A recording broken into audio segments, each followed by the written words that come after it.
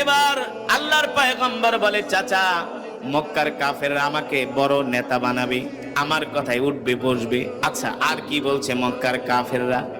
বলে, ভাতিজা যদি তুমি কোরআনের দাওয়াত বন্ধ করে দাও, যদি অর্থের মালিক হতে চাও, মক্কার কাফেররা তোমাকে অর্থের মালিক বানায় দিবে।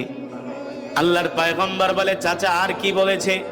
মক্কার কাফেররা বলেছে, ভাতিজা তুমি যদি সুন্দরী কন্যা চাও, সুন্দরী কন্যা দিবে।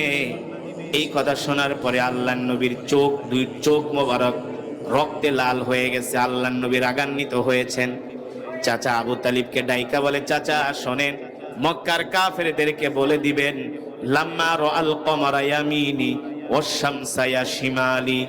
মক্কার কাফেরদেরকে বলে দিবেন, এক হাতে যদি মুহাম্মদকে চন্দ্র দেওয়া হয়, আর এক হাতে যদি মুহাম্মদকে সূর্য দেওয়া হয়, আল্লাহর কসম করে বলি, আল্লাহর পয়গম্বর মুহাম্মদ সাল্লাল্লাহু আলাইহি সাল্লাম আল্লাহর কোরআনের দাওয়াত থেকে এক চুল পরিমাণও দূরে সরে যাবে না। জোরে বলেন আল্লাহু আকবার।